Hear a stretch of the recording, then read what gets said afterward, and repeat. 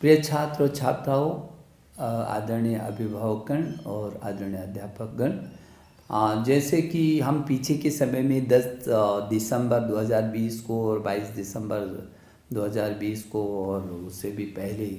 हम लगातार संवाद करते रहे हैं और आपके कई मेल मुझे मिले हैं और आपने लगातार ये चाहा है कि कब और कैसे करके परीक्षा होंगी। आपके बहुत सारे सुझाव हमारे शिक्षा संवाद में मुझे मिलते रहे हैं और मुझे इस बात की खुशी है कि इस दुनिया के कोरोना काल की जो सबसे बड़ी महामारी और इस संकट के दौरान भी जिस तरीके से आप लोगों ने स्वयं को तैयार किया है, छात्र छात्राओं को मदद के लिए अध्यापक और अभिभावकगण ने पूरी ताकत के साथ बच्चे की मदद की है, छात्र छात्राओं की मदद की है, अपने बच्चों की मदद की है। मैं विशेष करके अध्यापक गण के प्रति और अभिभावकों के प्रति बहुत आभारी हूँ कि जब पूरी दुनिया एक एक वर्ष पीछे अपने पाठ्यक्रमों को ले गई, अपने सत्र को ले गई, ऐसे अवसर पर हमने अपने बच्चों का साल खराब नहीं होने दिया और बहुत सक्रियता, सजगता और सुरक्षा को साथ ले करके हम लोगों ने परीक्षाएं भी कराई हैं और एक वर्ष पूरी तरीके से बचाया है बच्चों का। और छात्रों ने भी जिस मनोबल से काम किया है और बड़े धैर्य के साथ, पूरी ताकत के साथ जिस ढंग से परीक्षा दी है, ये निश्चित रूप में पूरी दुनिया में एक अपने आप में बहुत अद्भुत उदाहरण है। क्योंकि इस देश का यदि सामर्थ्य देखा जाए तो 1000 से अधिक विश्वविद्यालय हैं और 45-50 हज़ार डिग्री कॉलेज हैं, जहाँ 1 करोड़ 10 लाख अध्यापक हों और जहाँ 15-16 लाख स्कूल हों और छात्र छात्राओं की टोटल संख्या यदि देखें तो मैं बार बार कहता हूँ कि अमेरिका की कुल जनसंख्या से भी अधिक 33 करोड़ हमारे छात्र छात्राएं हों और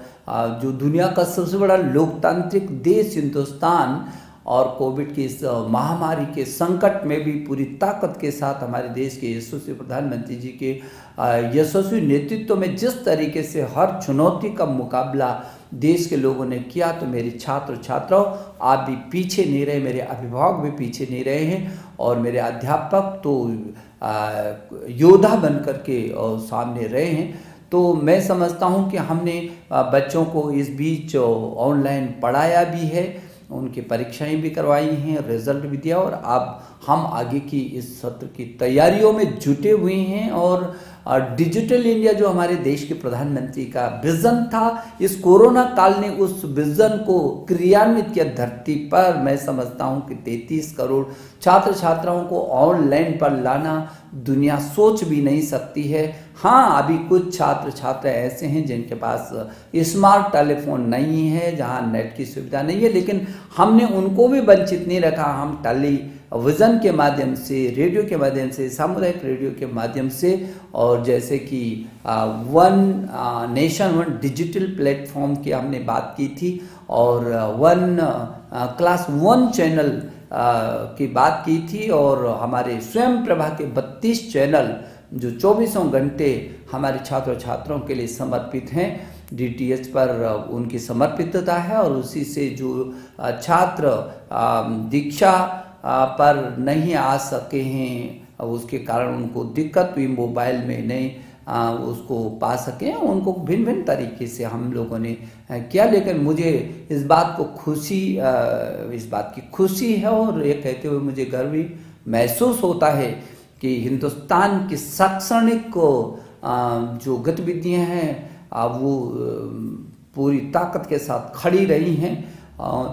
चरमराई नहीं है। हाँ, कभी हमने पाठ्यक्रम को कम किया, लगातार हम शैक्षणिक कैलेंडर को जारी करते रहे, हम छात्रों से सीधा संवाद करते रहे, हम अभिभावकों से संवाद करते रहे, हम अध्यापकों से, अब सबसे हम संवाद करते रहे और जो भी कठिनाई आई हमने मिल करके उसका समाधान किया। और मैं अपने अधिकारियों के प्रति भी मंत्रालय के कि 24 घंटे में से 20-20 घंटा, 18-18 घंटे रात और दिन काम करके और जिस तरीके से मेरे देश के इस 33 करोड़ छात्रों में से 25 करोड़ तक ऑनलाइन पर लाने में सफलता प्राप्त किए, दुनिया का अद्भुत उदाहरण है। और हमने जेईई और नीट की भी परीक्षाओं को कराया और बहुत सुरक्षित तरीके से नीट भी दुनिया की सबसे बड़ी इस कोरोना काल की परीक्षा थी और जो बहुत ही सफलतम रहा है। मैं सोचता हूं कि मनोदर्पण जैसे कार्यक्रमों को भी हमने किया और उससे पहले जो जेईई की परीक्षा के लिए जो एनटीए ने ऐप बनाया था और लगातार कैसे करके छात्र को जो संभव हो सकता है वो क्या क्या किया जा सकता है, लगातार इस दिशा में हम लोग प्रयासरत हैं। और मेरे छात्र छात्रों, मुझे लगता है कि कभी एक समय था जो मोबाइल पर हम अपने केवल मित्रों से बात करते थे, अब मोबाइल पर हम दीक्षा को डाउनलोड कर रहे हैं और हम पढ़ाई कर रहे हैं। एक समय था जब आप ईयरफोन लगा करके केवल गाना सुना करते थे, लेकिन आज वो ईयरफोन लगा करके आप पाठ्यक्रमों को सुनते। एक समय था जब टेलीविज़न केवल मनोरंजन का विषय होता था, लेकिन आज वही टेलीविज़न हमको शिक्षा के काम में भी ला रहा है, हमारे पाठ्यक्रमों को हमको समझा रहा है। स्वयं प्रभा पर हम उसको अच्छे तरीके से देख पा रहे हैं। तो मैं समझता हूँ बहुत आमूलचूल तेजी से बदलाव आ रहा है। जो नई शिक्षा नीति हम लेकर आए हैं पूरी दुनिया में सबसे बड़े रिफॉर्म के रूप में आ रही है, सारी दुनिया ने स्वीकार। मुझे खुशी है कि हमारे देश ने भी उत्सव के रूप में इस नई शिक्षा नीति 2020 को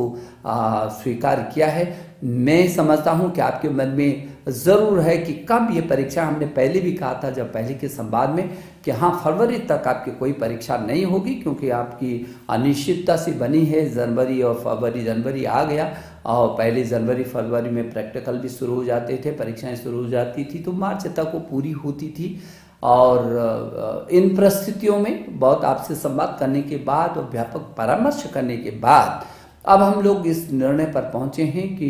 जो बोर्ड की परीक्षा है हमारी, वो बोर्ड की परीक्षा जो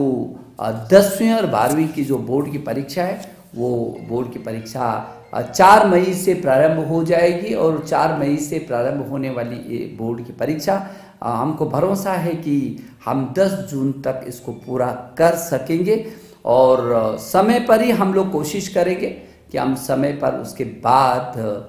कॉपियों का निरीक्षण कराएंगे और समय पर आपका रिजल्ट भी हम तैयार करके करना चाहेंगे। और परिणामों को घोषणा 15 जुलाई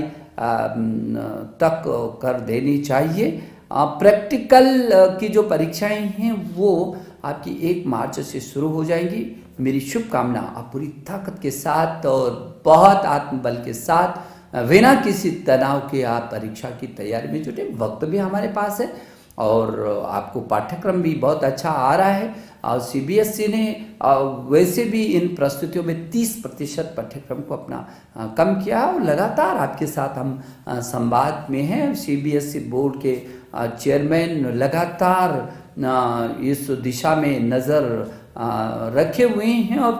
पूरा तंत्र वो आपके साथ जुड़ा हुआ है। तो मुझे भरोसा है कि जो 4 मई से होने वाली जो बोर्ड की परीक्षाएं हैं उनके लिए आप बहुत मनोबल से तैयारी करेंगे और पूरी ताकत के साथ और बिना किसी संकोच के आप अपनी परीक्षा को देंगे, मस्ती के साथ परीक्षा को देंगे। और जो विदेशी, क्योंकि देश से हट करके दुनिया के लगभग 25-26 देशों में जो सीबीएसई के स्कूल चल रहे हैं, दुनिया के इन 25 देशों में रहने वाले छात्र छात्राएं भी यदि मेरी बात को सुन रहे हैं तो उनको कोई चिंता करने की ज़रूरत नहीं है। उनके भी हर समाधान को करने की हम कोशिश कर रहे हैं। मेरे प्रिय छात्र छात्राओं, 2020 बहुत योद्धा की तरह आपने इस 2020 को आप विदाई दे रहे हैं और मैं नए वर्ष की